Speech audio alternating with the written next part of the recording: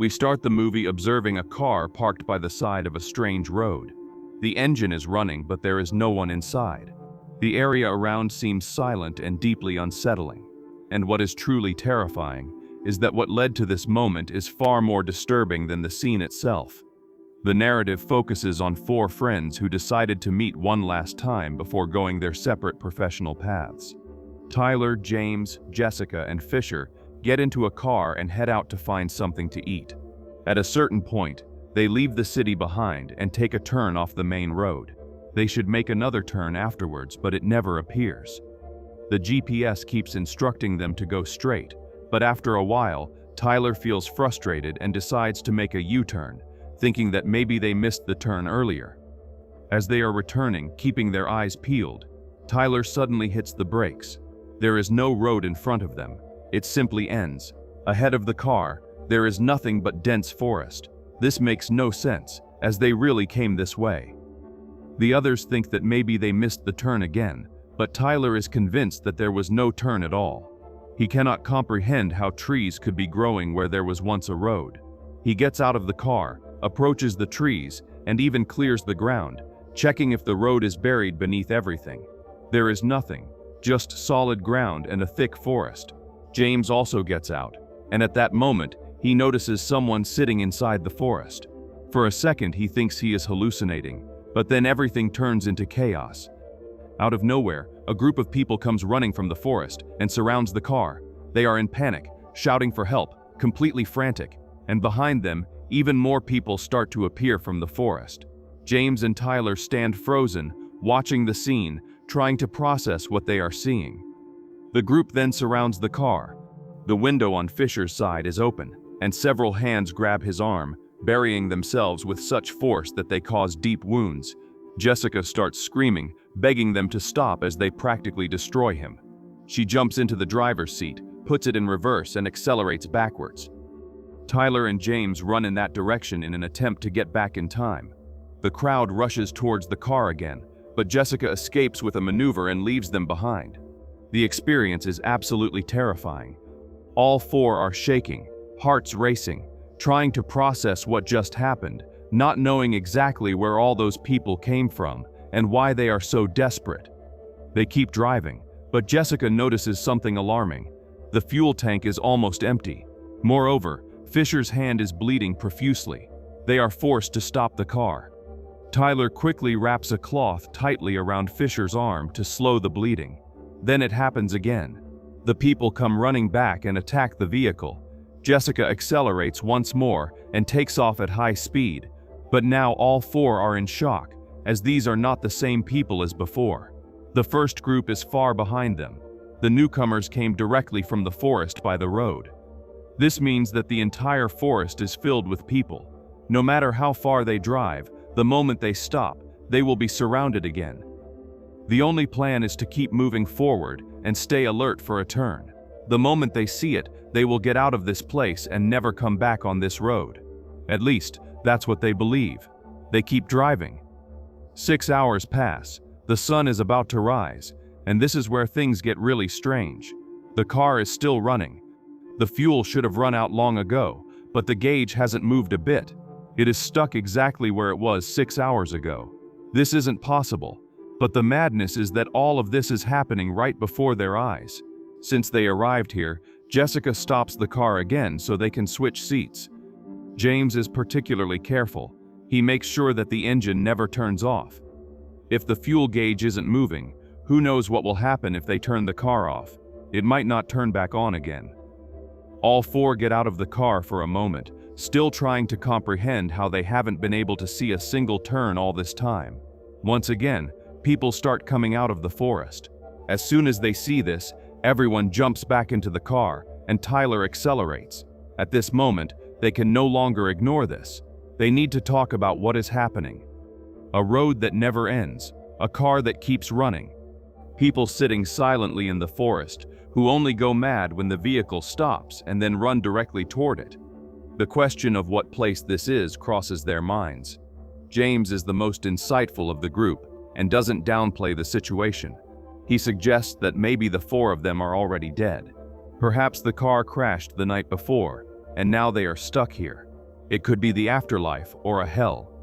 But when asking where the crash would have occurred or when Tyler hit the brakes, James thinks that moment could have been the accident because all this strangeness began right after. Not just the things they are seeing, but something they are really experiencing. Since then, none of them have felt tired. No hunger, no thirst, no need to sleep. Just like the road and the car, they feel infinite, as if they are trapped in something that does not advance anywhere. All they know is that they cannot stop driving. They will keep switching seats occasionally, taking breaks only for a moment, never turning off the engine, and always keeping an eye out for the turn should it finally appear. They are stressed, obviously, but also bored to exhaustion. All they hear is the wind and the sound of the car.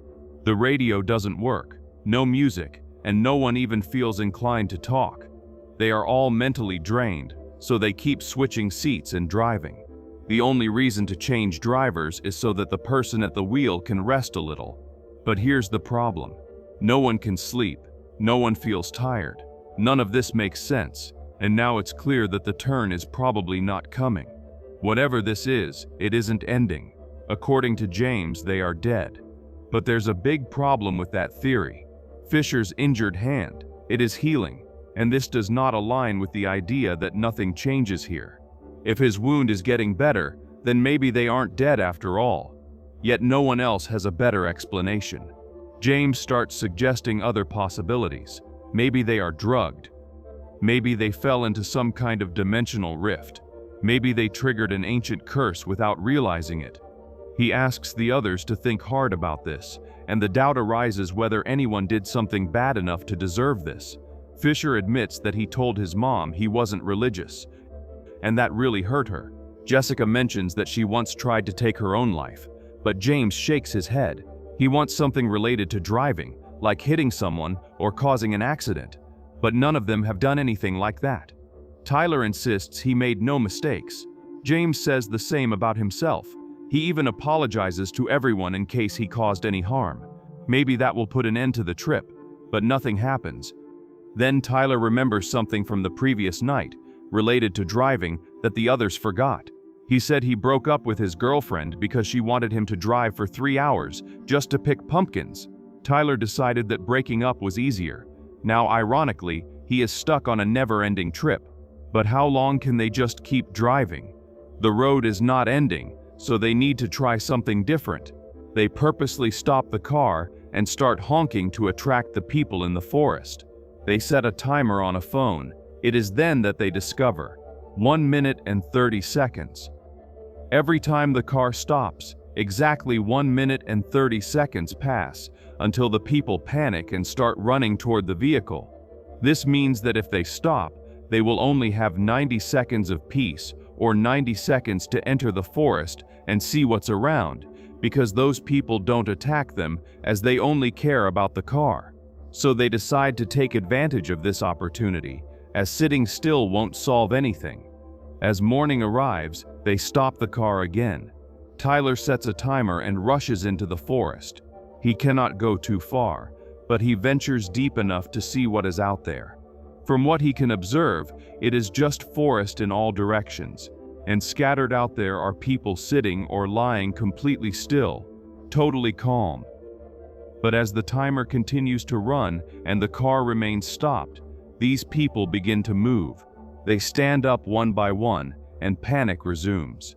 Seeing all this, Tyler returns to the car in time, and they accelerate again. As they speed up, they check the bag inside the car and find a chocolate bar. Jessica wants to eat it, but James immediately refutes the idea.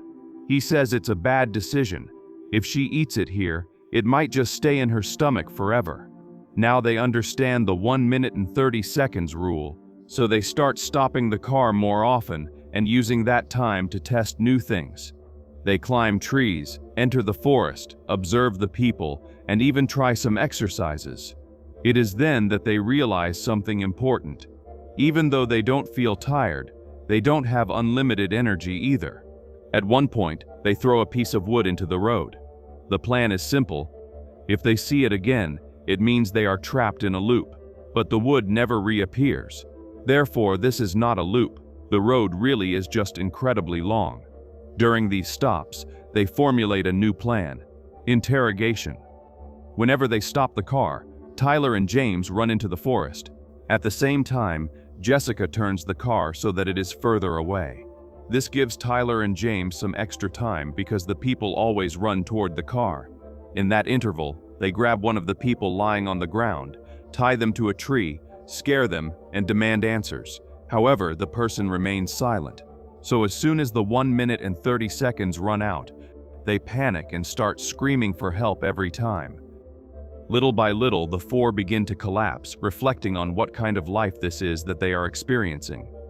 Days continue to pass. They start missing basic things, especially sleep.